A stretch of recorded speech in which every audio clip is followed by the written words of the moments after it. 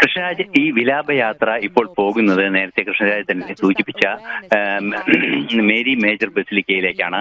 ആ പോപ്പിന്റെ വ്യക്തിപരമായ വൈകാരികമായ ബന്ധമുള്ള മേരി മേജർ ബസിലിക്കയിലേക്കാണ് ഇപ്പോൾ അദ്ദേഹത്തിന്റെ മൃതദേഹം കൊണ്ടുപോകുന്നത്. അവിടെയാണ് അന്തിമ ശുശ്രൂഷകൾ അല്ലെങ്കിൽ അന്ത്യ കബറടക്ക ചടങ്ങുകളെല്ലാം തന്നെ നടക്കുന്നത്. അവിടെ എത്തിയതിനു ശേഷമായിരിക്കും അന്ത്യ കബറടക്ക ചടങ്ങുകൾ നടക്കുക. നമുക്കറിയാവുന്നതാണ്, വത്തിക്കാൻ നഗരത്തിന് പുറത്തുള്ള അല്ലെങ്കിൽ ഈ പേപ്പൽ സിറ്റി എന്നൊക്കെ പറയുന്ന സെന്റ് പീറ്റേഴ്സ് ചതുരവും കടന്നു പോയിട്ടുള്ള ഒരു മേഖലയിലാണ് ഈ പള്ളിയുള്ളത്. വത്തിക്കാൻ സിറ്റിക്ക് പുറത്ത് അടക്കം ചെയ്യുന്ന 100 വർഷത്തിന് ശേഷം അടക്കം ചെയ്യുന്ന മറ്റൊരു പോപ്പ് കൂടിയാവുകയാണ് അദ്ദേഹം. അത്തരത്തിൽ നിരവധിയായ പ്രത്യേകതകളും ലാളിത്യവും അദ്ദേഹത്തിന്റെ ശവസംസ്കാര ചടങ്ങുകളിൽ, മൃതദേഹ സംസ്കാര ചടങ്ങുകളിൽ ഉണ്ടാകുമെന്ന് നേരത്തെ തന്നെ വ്യക്തമാക്കിയിരുന്നു. അത് സംബന്ധിച്ച് കൃത്യമായ ചില വിൽപത്രങ്ങൾക്ക് സമാനമായ ചില രേഖകളെല്ലാം തന്നെ അദ്ദേഹം എഴുതി വെക്കുകയും അത് കൃത്യമായി നൽകുകയും ചെയ്തിരുന്നു.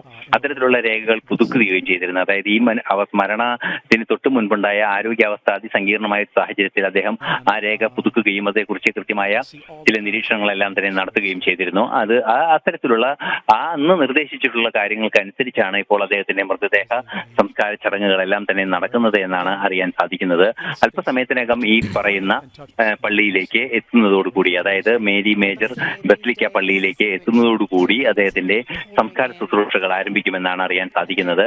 നേരത്തെ നമ്മൾ സൂചിപ്പിച്ചതുപോലെ സെന്റ് പീറ്റേഴ്സ് ചതുരത്തിന് പുറത്ത് ഈ വലിയൊരു ജനസമൂഹം വരുമ്പോൾ ആ ജനസമൂഹത്തെ അഭിസംബോധന ചെയ്യുന്നതിന് വേണ്ടി അതിന് പുറത്തുള്ള പ്രത്യേക സംവിധാനം ഒരുക്കിയായിരുന്നു ദിവ്യബലി നടന്നത്. ദിവ്യബലിയിൽ നമുക്കറിയാവുന്നതുപോലെ ഡൊണാൾഡ് ട്രംപ്, അതുപോലെ തന്നെ ഇമ്മാനുവൽ മാക്രോൺ, അതുപോലെ തന്നെ മറ്റു ലോക നേതാക്കളെല്ലാം തന്നെ, നിരവധിയായ ലോക നേതാക്കൾ, പ്രത്യേകിച്ച് ലാറ്റിൻ അമേരിക്കൻ രാജ്യങ്ങളിലെ ബഹുഭൂരിപക്ഷം നേതാക്കളും ഭരണാധികാരികളും എത്തിയിരുന്നു അദ്ദേഹത്തിന്റെ അന്ത്യചടങ്ങുകൾ അദ്ദേഹത്തിനെ യാത്രയാക്കാൻ എന്നതായിരുന്നു ഏറ്റവും വലിയ പ്രത്യേകതയായി നമ്മളിപ്പോൾ അനുമാനിക്കേണ്ടത്. അതുപോലെ തന്നെ നമുക്കറിയാവുന്നതാണ്, ഭാരതത്തിന്റെ പ്രതിനിധിയായി പ്രസിഡന്റ് ദ്രൗപദി മുർമുവും അതുപോലെ തന്നെ ജോർജ് കുര്യൻ ഉൾപ്പെടുന്ന പ്രതിനിധി സംഘവും, കേന്ദ്രമന്ത്രി ഉൾപ്പെടുന്ന പ്രതിനിധി സംഘവും അങ്ങോട്ട് എത്തിയിരുന്നു.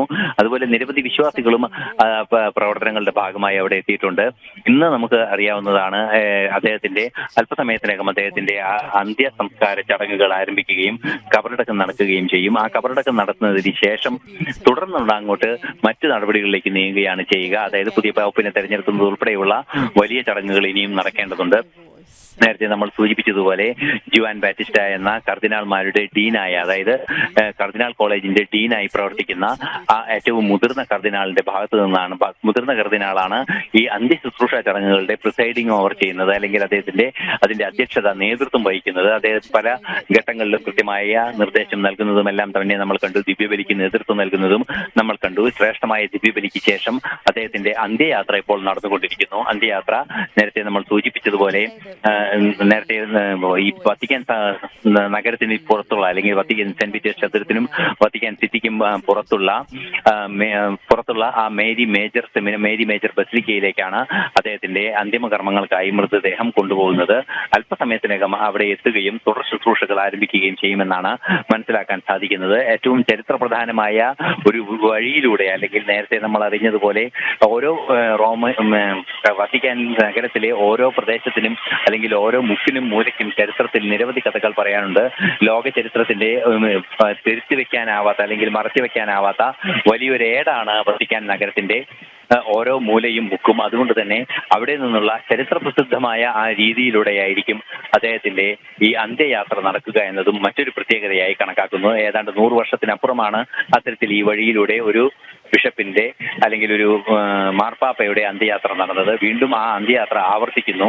അത് ലാറ്റിൻ അമേരിക്കയിൽ നിന്നുള്ള ആദ്യ മാർപ്പാപ്പയ്ക്ക് വേണ്ടി ആ അന്ത്യയാത്ര വീണ്ടും ആ വഴിയിലൂടെ, ചരിത്ര പ്രാധാന്യമുള്ള വഴിയിലൂടെ കടന്നു പോകുന്നു എന്നതാണ് ഏറെ പ്രാധാന്യം അർഹിക്കുന്ന വിഷയം. കൃഷ്ണരാജ്. ഐസൻ, ലോകത്തിൻ്റെ മുഴുവൻ കണ്ണുകളും ഇപ്പോൾ പോപ്പിലേക്ക് കേന്ദ്രീകരിക്കപ്പെടുകയാണ്. 170 രാജ്യങ്ങളുടെ പ്രതിനിധികൾ, രാഷ്ട്രത്തലവന്മാർ, നമ്മുടെ രാഷ്ട്രപതി പോയിട്ടുണ്ട്.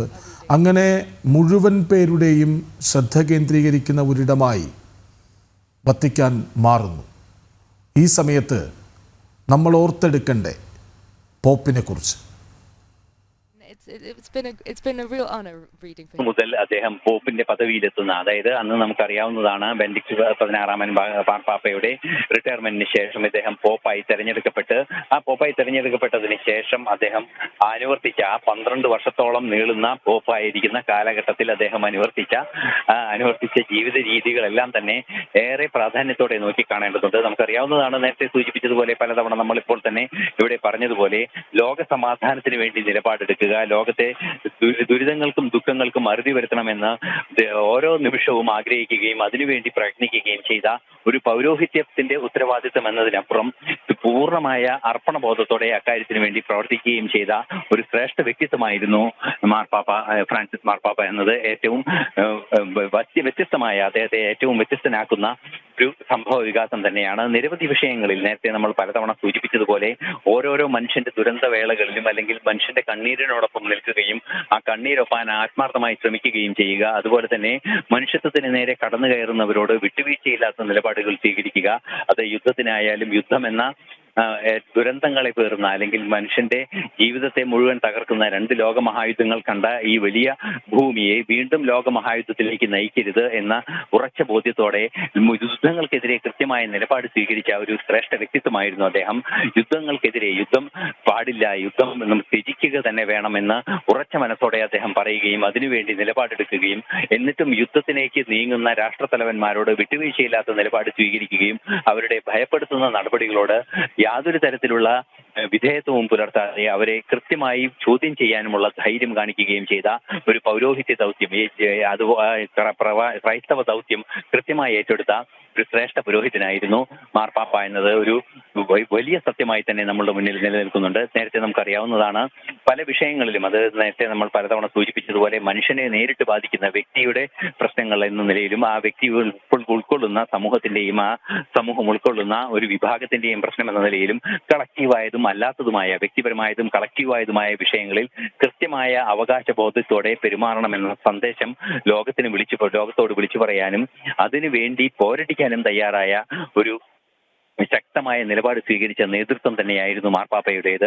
തീർച്ചയായും മാർപ്പാപ്പയെ ലോകം ആദരിക്കുന്നത് അത്തരത്തിൽ തന്നെയായിരിക്കും. കാരണം നമുക്കറിയാവുന്നതാണ്, മാർപ്പാപ്പ പോലുള്ള പദവികൾ, ഉന്നതമായ പദവികൾ വഹിക്കുന്നവരെ ലോകം ശ്രദ്ധിക്കും. ലോകത്തെ മേലധികാരികളും അതുപോലെ തന്നെ ലോക രാഷ്ട്രീയ നേതാക്കളും ലോക നേതാക്കളും എല്ലാം തന്നെ ശ്രദ്ധിക്കുകയും അദ്ദേഹത്തെ അംഗീകരിക്കാൻ ശ്രമിക്കുകയും ചെയ്യുമെന്ന തിരിച്ചറിവോടുകൂടി തന്നെ കൃത്യമായി അദ്ദേഹം തന്റെ നിലപാടുകൾ മുന്നോട്ട് വയ്ക്കുകയായിരുന്നു. അത്തരത്തിൽ മുന്നോട്ട് വെച്ച നിലപാടുകളുടെ അടിസ്ഥാനത്തിലാണ് യുദ്ധത്തിനെതിരെയും ലോക സമാധാനത്തിന് വേണ്ടിയുമുള്ള വാദമുഖങ്ങൾ അല്ലെങ്കിൽ നിലപാടുകൾ അദ്ദേഹം വ്യക്തമാക്കിയത്.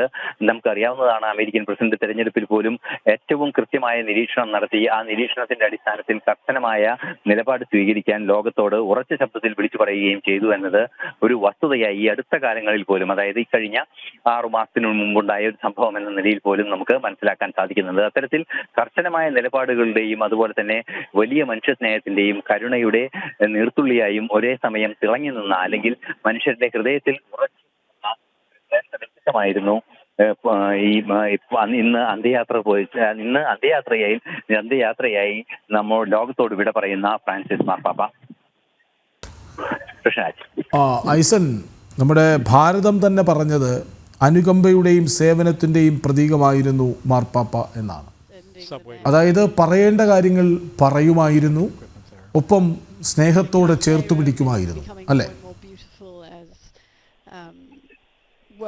തീർച്ചയായും പറയേണ്ടത് പറയുക എന്ന കൃത്യമായ നിലപാട്, അതായത് വിട്ടുവീഴ്ചയില്ലാതെ പറയേണ്ടതെല്ലാം തന്നെ പറയുക, അതുപോലെ തന്നെ വിട്ടുവീഴ്ചയില്ലാത്ത കൃത്യമായ നിലപാടുകൾ സ്വീകരിക്കുക എന്ന ഒരു കർശനമായ നീക്കം തന്നെയാണ് അദ്ദേഹത്തിന്റെ ഭാഗത്തു നിന്നുണ്ടായത്. നമുക്കറിയാവുന്നതാണ്, അതിന് ഈ ഇത്തരത്തിലുള്ള ഒരു സമീപനത്തിന് ഏറ്റവും മികച്ച ഉദാഹരണമാണ് ഇക്കഴിഞ്ഞ സമയങ്ങളിൽ നടന്ന അമേരിക്കൻ പ്രസിഡന്റ് തെരഞ്ഞെടുപ്പിൽ അദ്ദേഹത്തിന്റെ നിലപാട്. അമേരിക്കൻ പ്രസിഡന്റ് തെരഞ്ഞെടുപ്പ് നടക്കുന്ന വേളയിൽ കർശനമായ ഭാഷയിലാണ് അദ്ദേഹം പറഞ്ഞത്, തമ്മിൽ ഭേദപ്പെട്ട തെറ്റുകൾ കുറവുള്ള ആളെ തെരഞ്ഞെടുക്കുക എന്ന ഒരു നിലപാടായിരുന്നു അദ്ദേഹം പറഞ്ഞത്. അതായത് ഒരു സ്ഥാനാർത്ഥിയെയും പിന്തുണയ്ക്കാതെ മറിച്ച് ഇരു സ്ഥാനാർത്ഥികളിലുമുള്ള ദൗർബല്യങ്ങളെ കൃത്യമായി ചൂണ്ടിക്കാണിക്കാനുള്ള ഒരു നിലപാട് അദ്ദേഹം സ്വീകരിച്ചിരുന്നു. അതുപോലെ തന്നെ തെറ്റുകൾ കുറവുള്ള ആളെ തെരഞ്ഞെടുക്കുക എന്ന് പറയുമ്പോൾ അദ്ദേഹം നൽകിയ സന്ദേശവും അത് തന്നെയായിരുന്നു. നിങ്ങൾ തെരഞ്ഞെടുക്കേണ്ടത് മനുഷ്യരിൽ നിന്ന് ഒരു മനുഷ്യനെയാണ്, ആ മനുഷ്യന് പരിമിതികളുണ്ട് എന്ന തിരിച്ചറിവിന്റെ സന്ദേശം, ഒരു ക്രൈസ്തവ സന്ദേശം നൽകുന്നത് എന്നതിനപ്പുറം കൃത്യമായ ഒരു രാഷ്ട്രീയ ബോധ്യം അല്ലെങ്കിൽ അവകാശ ബോധ്യത്തോടെ തെരഞ്ഞെടുപ്പിനെ വിനിയോഗിക്കണമെന്നൊരു സന്ദേശം കൂടിയായിരുന്നു അദ്ദേഹം നൽകിയത്. അത്തരത്തിൽ അനുകമ്പയുടെയും അതുപോലെ തന്നെ കർക്കശ നിലപാടുകളുടെയും ഒരു ഉടമ തന്നെയായിരുന്നു അദ്ദേഹം. ഭാരതം മുന്നോട്ട് വയ്ക്കുന്നത് പോലുള്ള അനുകമ്പയുടെ പിതാവ് എന്നൊക്കെയുള്ള വിശേഷണങ്ങൾക്ക് തീർത്തും അദ്ദേഹം അർഹനായിരുന്നു. കാരണം നമുക്കറിയാവുന്നതാണ്, ഈ സുഡാൻ ഉൾപ്പെടെയുള്ള ആഫ്രിക്കൻ രാജ്യങ്ങളിലെ ദുരന്തം അനുഭവിക്കുന്ന കുട്ടികൾക്ക് വേണ്ടി ഉറച്ച നിലപാട് സ്വീകരിക്കുകയും അവർക്ക് വേണ്ടി ധനസമാഹരണം പോലും നടത്തുന്നതിന് മുന്നിൽ നിൽക്കുകയും ചെയ്ത് അവർക്ക് വേണ്ട വൈദ്യസഹായവും മറ്റും ലഭ്യമാക്കുന്നതിനുള്ള സഭയുടെ മിഷൻ ദൗത്യങ്ങളെ പ്രോത്സാഹിപ്പിക്കുകയും ശാക്തീകരിക്കുകയും ചെയ്ത ഒരു ചരിത്രമുണ്ട്. അതെല്ലാം തന്നെ മനുഷ്യസ്നേഹത്തിന്റെ ഭാഗമായ, അതായത് ദുരന്തം അനുഭവിക്കുന്ന കുട്ടിയുടെ കണ്ണിൽ അദ്ദേഹം ദൈവത്തെ കണ്ടു എന്നൊക്കെ പറഞ്ഞ വലിയ സംഭവങ്ങളൊക്കെ പണ്ടുണ്ടായിട്ടുണ്ട്. അത്തരത്തിൽ ദൈവത്തെ കണ്ടപ്പോൾ ആ ദൈവത്തിന് വേണ്ടി പ്രാർത്ഥനയോടെ ഇത്തരം സാധു മനുഷ്യർക്ക് വേണ്ടി നിലപാടെടുത്ത ഒരു മഹത് വ്യക്തിത്വമായിരുന്നു അദ്ദേഹം. അതുകൊണ്ട് തന്നെയാണ് അദ്ദേഹത്തെ അനുകമ്പയുടെ പിതാവ് അല്ലെങ്കിൽ അനുകമ്പാശീലനായ ശ്രേഷ്ഠനായ മാർപ്പാപ്പ, മാറ്റങ്ങളുടെ മാർപ്പാപ്പ എന്നൊക്കെ ലോകവും ഭാരതവും എല്ലാം തന്നെ വിളിക്കാനും കാരണമായത്.